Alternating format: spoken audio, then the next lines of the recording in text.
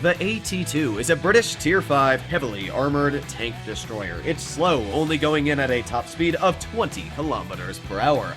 But while it may be very slow, it does have an incredibly high amount of DPM and very, very strong frontal armor. When you make your way to the AT-8, it's the same story. Very good DPM, very, very good armor frontally, and then again, very slow top speed of 20. That's the same for the AT-7, the same for the AT-15, and even the same for the Tortoise. That is 5 vehicles that are almost exactly the same on playstyle. And then you get to the 183, and you're like, what? Is this even part of the same line?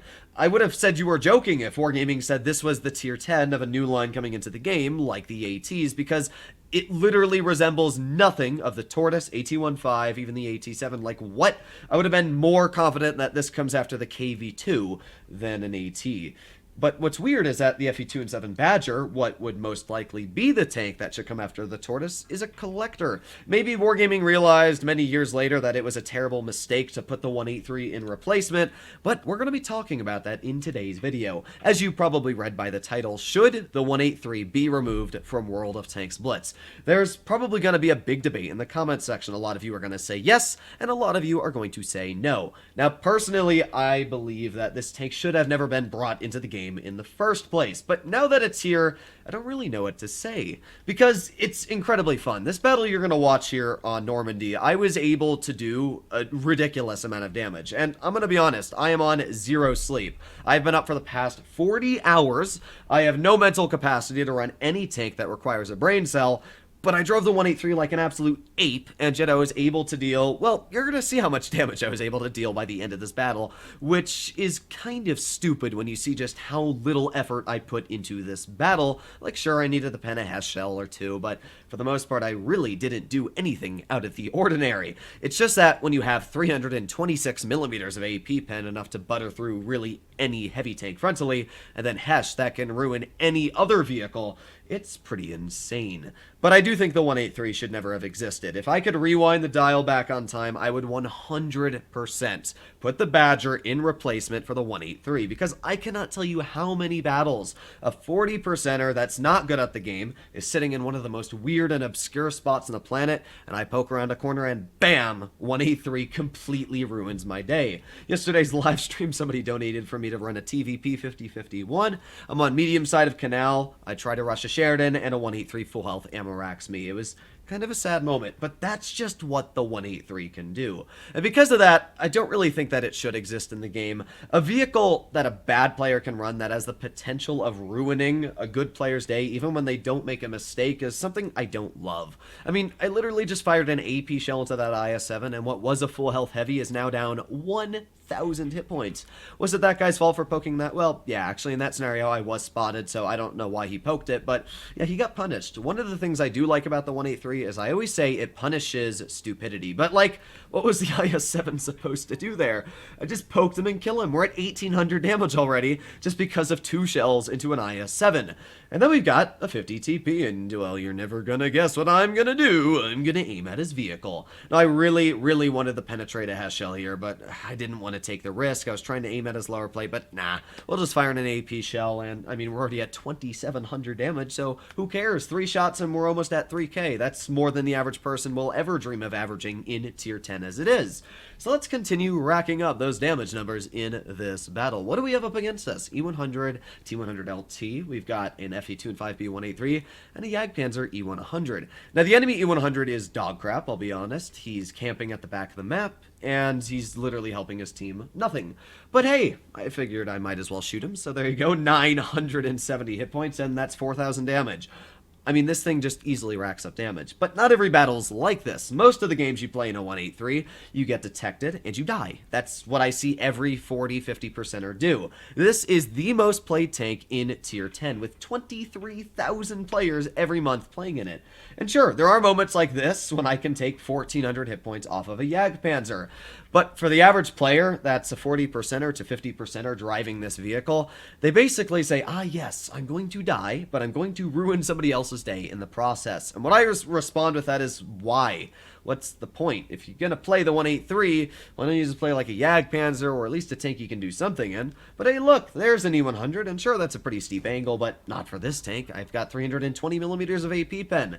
So there went all of my AP ammunition. We only have Hesh left, but we're at 6,000 damage. Does this seem like a 6,000 damage battle? No, it really doesn't. I've literally just shot tanks that I could, and that was it. You know, if I was in any other vehicle, I wouldn't even be close. In fact, this probably would have been a tricky battle, but because of that, now we're at 7,374. And that was the end of the battle. Too bad I couldn't get that shell into that 183 across the map, because that would have been, like, what, 8,000, 9,000 damage? But there you go. Like, no skill was required in this game. Maybe that 54 shot was a pretty nice one, but apart from that, none of my shots were really crazy, and I was able to get away with dealing 7,000 damage. But unfortunately, not every battle in the 183 is like this. I can't tell you how many times I get a 183 on my team, and I basically say to myself, well, I'm down a player, because even though my 183 might take 1,000 hit points off of the enemy, in the process, they usually die, they bot out, they do 0 damage. That's the part I don't like about the 183, is when I get one on my team, they absolutely suck. Or the enemy team, and I feel kind of bad, because they just die, you know, especially with the new T100 LT. So that's why I think that the 183 is one of the most useless tanks in the entire game. I think, honestly, I could probably run a Vindicator more efficiently in a lot of battles than a 183, just because the Vindicator has some reliability to it. You know the armor frontal is okay, and you know how the gun works. This tank, you never know how the gun works. It is a complete RNG machine. You can get incredibly lucky, or you can get incredibly not lucky. I mean, that shell could have hit the 4202 and ruined his battle, but it didn't. So what we're going to do now is we're going to drive, and you're going to watch just what I get away with in this battle. As I said, I'm sleep deprived, so I figured, who cares about stats today? I want to have some fun. Speed is key, let us go. Oh boy, I was hoping that 183 wouldn't hit me, but oh look, an enemy FE4202 that probably didn't expect me to do this. Whoopsie. And there you go. Basically a full health tank I just killed with one shot. Yep, that's the 183 for you, ladies and gentlemen. So we got the 62A running, and I wanted to hit this guy. I really wanted to hit this guy. I didn't even aim bad here, just sadly, the shell did not want to come true, and it hit the dirt right in front of him. I mean, that 62A was probably thinking his lucky stars, but he didn't really make it very far anyway. But I mean, the enemy 183 basically done nothing. He's down to 700 health, and that's the end of it. Now, if I hadn't have done what I did in this battle, our team probably still would have been fighting the mediums, but because I have the potential of ruining somebody's battle without any punishment myself, I was able to ruin his day. So now we're going to drive over here. Oh, look, there's an enemy 183. I don't really care when I kill 183s because it's my tank, so there you go. Nice Hesh, and now we're at 2,500 damage, and I'll be honest, the rest of this game isn't very eventful. That shell hits his front plate but doesn't penetrate, so I deal 2,600 damage. Nothing crazy, but a decent chunk. If I'd fired an AP or aimed in maybe a little longer, I could have done 4,000 damage, but still not a bad game for a battle I literally YOLO'd and got away with war crimes in. So, this is the 183. I think it's a fun tank, and I don't blame people for driving it, but I do say that it shouldn't exist in the game, and I do blame that on Wargaming. This tank is solely run because you want to ruin somebody else's day. You know, when you're driving a 183, that you are not going to be winning battles in it. That is very common sense. The average player is doing the worst in this tank in Tier 10, so you know when you get into this tank that you're probably going to do crap and lose. So you know that you're not only screwing your team, but you also know on running the 183 that you're going to ruin probably somebody's day on the enemy team. So you're screwing both teams just so that you can have enjoyment. That is basically how I look at the 183. I don't blame you guys for running it. It's a fun vehicle. I can't lie. I had a really fun playing it in that game with 7,000, but man, is this a toxic tank. Hopefully you enjoyed today's video, and I'll be seeing you in the next one. Bye-bye.